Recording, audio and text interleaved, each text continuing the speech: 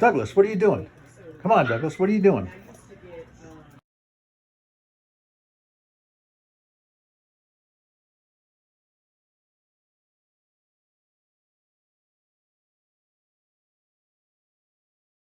Well, it's almost the end of 2022, and I haven't done a video in probably 9 months, except for one saying, I'm sorry, I'm not doing videos. Anyway, I've had some things with the layout that I wanted to fix over the last 2 years that I never have, and I just finally did them. So we'll talk about those here, and then we'll put some trains running on here in a little bit.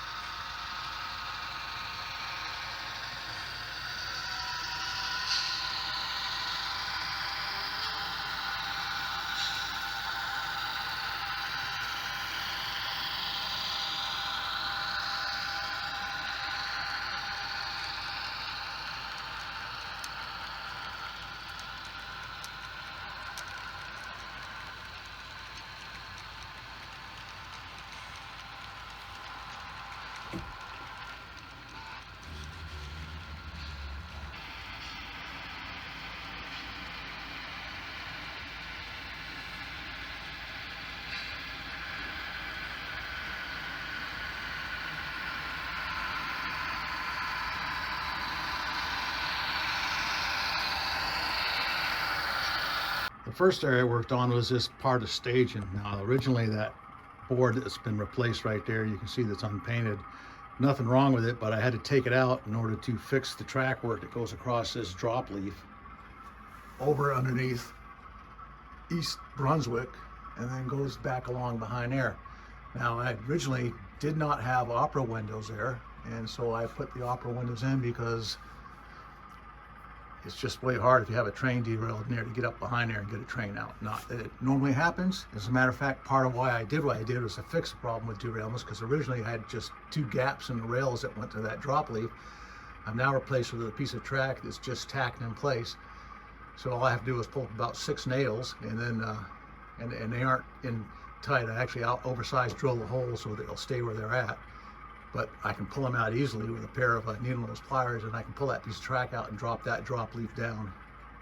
And then the one above it is the one I fixed a couple of months ago. That one goes up, and again, same thing. You can see here I've just got thumbtacks holding it down. And at each end here, there's rail joiners. On one side is rail joiners, and the other side there's a gap because it's between 2 blocks.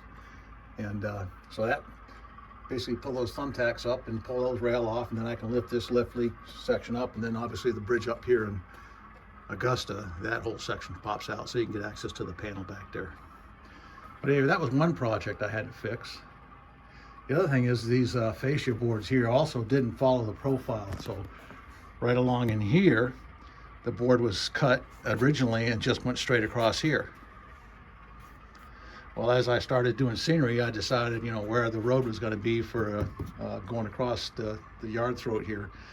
And it was never up here, and I was going to go ahead and just cut a piece and add it on. But since I had to do the work down there, I might as well just cut all these boards out, or pull all the boards out, put the new boards in with the proper profile cut in. So that makes that 2 birds with 1 stone on fixing this today. The place I worked on was a Caboose Conti branch, and really not the branch itself, but the actual drop track. So this track right here drops or lifts up and goes in right here. And what happened was this originally was built with a curve. So there was a curve going around here and down that way, and you can actually look in there and see the old road bed. Well, you know, wasn't thinking I did that one, so I basically put the curve back farther in there, and then now it comes out as a straight piece of track, and it lines up. Put a couple of shims in there, and I've run a train over it a whole bunch of times here, and right now it's just a gap there. But what I do on the other side here, trying to turn this so you don't get sick while I'm turning it. On the other side here, I just have 2 rail joiners that I just basically slide in place. That aligns the track on this end.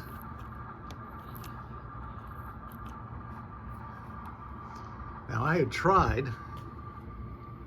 rebuilding this drop down section here 3 times while it was curved. You know, first I just had the track spiked in place, and then I had rail joiners that joined it.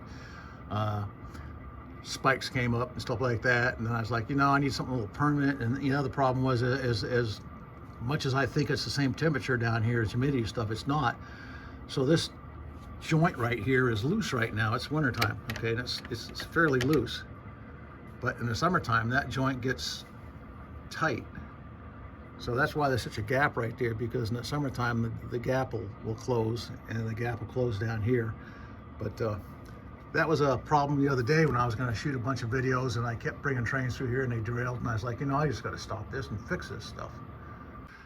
And the next thing I got to do is finish scenery. So this bridge scene here is done, except for making the bridge and putting some more foliage and stuff in here. So I need to finish this bridge, and this is up in Augusta. I need to finish the downtown section. I've got the streets all in, and I've got the buildings. I just need to finish off, put the cross bucks in and the crossing signals and stuff like that, and finish up just the scenic elements down here where the bridge goes across. And then over here in East Augusta, I need to put the Kennebec Spirits building in right along in here. I finally fixed this water tower that had given to me. I had parts missing on it and stuff like that. So I just fixed that. That's going to be molded in. And then finish up East Augusta here and get that scenery done. This Caboose Industry throw I'm going to put on this side, and I'll mount a block right here. and it'll be on this side, so you can operate it without reaching across the train. And once I get East Augusta done, then I can do the East Brunswick area scenery, because that's been sitting waiting to finish for a long time. And that's a very signature scene, especially this bridge right here. It's in a lot of photographs. People would take pictures either down here on from this angle of trains coming in, or up from the bridge looking down across, either that way or back across. I've got to finish that bridge scene and put the freight house and stuff in there. And look who came down to visit. Barbie is like, hey Barbie, how you doing? How you doing? That's a good girl, ain't you, huh? That's a good girl. You need to go outside, huh? You need to go outside? What do you need? You just want to play? Okay, all right. The next area finish is this bridge right over here. There's the bridge that goes over between the lower road going up to Augusta and the lower road going down to Rockland there. So that's the Rockland Junction. And I've got to finish this bridge scene. And then there's a bunch of trees I've got to put in here. I'm going to put the cover the hiding going into the helix right there. I've pretty much finished the hide of the where the train goes through the rock cut into the behind the helix. I've almost got to the point where you can't see where it dives down into the layout there to go to Rockland. Just a little bit more work to do there. There's actually a piece of white foam board, core board behind here, but I've actually got a black piece cut in there, so that'll not make that so noticeable. I did finish the scene of the Brunswick houses and stuff. I just need to add a little bit more life to this scene right here. And I did get the mirrors so that I can make this scene behind here where you're actually going to see a reflection of the road going underneath there. And obviously it's just sitting there right now. I've got a mirror for there, and I've got the mirror for over there. They're both cut the same size. I just got to install them, and that'll finish off that scene. At that point, there's only one other place on the Lewiston Lower job, or Lewiston Lower branch, and that is this section over here. This is a board mill is going to be in here, and I've kind of just not done a whole lot with it, but I've got to finish that scene up. And then the last thing to do is put some scenic grass around these houses here. Right now they just kind of look like they're sitting in a parking lot. That's not the intent. And then build the front side buildings that go on here. Now these front side buildings that are going to be up against the edge of the face here are only going to be there for photography, because people that operate the layout get frustrated when they have to reach over the buildings. So I'll just make them so they're all removable. Have long steel rods coming up and have the building slide over on board, so that when I want to take a picture down here looking down through the Lewiston Lower Canyon, you'll be able to see the buildings on it. And that leaves, boy, I was walking around here, I'm realizing I'm still going to finish Hollowell. And that's the granite cutting sheds over there, and I haven't finished those up, so I got to finish that particular area right there. Again, a scratch built structure. I need to finish the bridges right here going up the Caboose Conti branch. I need to finish hiding that duck into the tunnel there. This is T.W. Dick steel, but the building to me is too high when I built it. It's a fairly large building. As a matter of fact, this is probably about the right height, but it's probably about 8 times as long as this. But since I have to shorten it so much, the height is now doesn't look quite right. So I'm going to cut this down about 3/4 height down there, and hopefully I'll make it fit a little better. And then I just got to do the rest of the scenery up here. Got to scratch build Harvey Distributors. Got to scratch build the SD Warren plant, paper mill here. And then I've got to fix this little kick out here from doing the, making the track straight, going across to the dropout section, fix the scenery up here. And then I actually have a hardware store. And again, this is Wilbur's Hardware, laid after my dad, so late dad. And then we have last thing, there's one more major track work job, and that track work job is back there where the track comes out of staging. It's a big loop. You can see the front of it right there where it comes around underneath, and it loops on a grade up into here. Well, right back there, as it just starts to make that turn into the loop, there's a vertical curve that causes trains to derail sometimes. So I need to fix that, and then I need to put the remote control switch for that switch back there, because that switch is quite a ways in here. I mean, I've got a long reach and I still can't reach the switch. So I do have the stuff to do it. I just got to get off my butt and do it.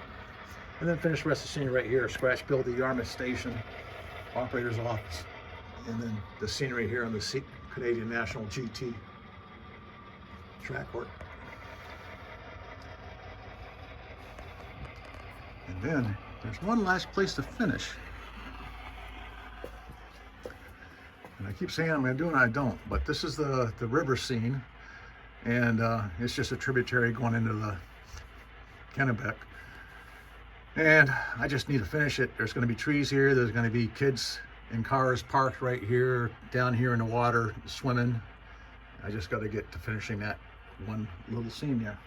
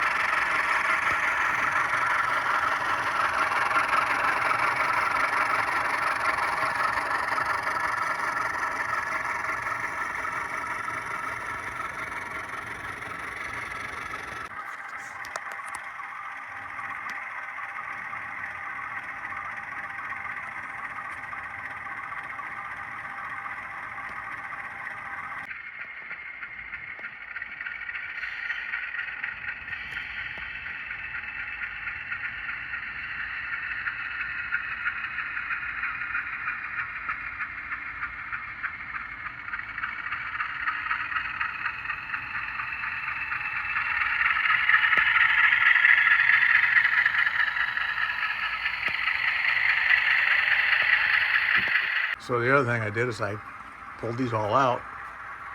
I gotta remember which ones are sound equipped, which ones are running forward, or which ones are running reverse. So I've gotten through this whole line here, knowing who has what direction and what they're set up to run as.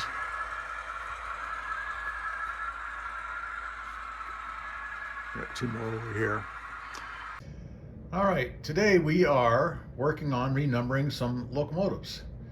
I have had these for a while, but they all had the numbers of locomotives. They are produced by, obviously the GP38s are Atlas models.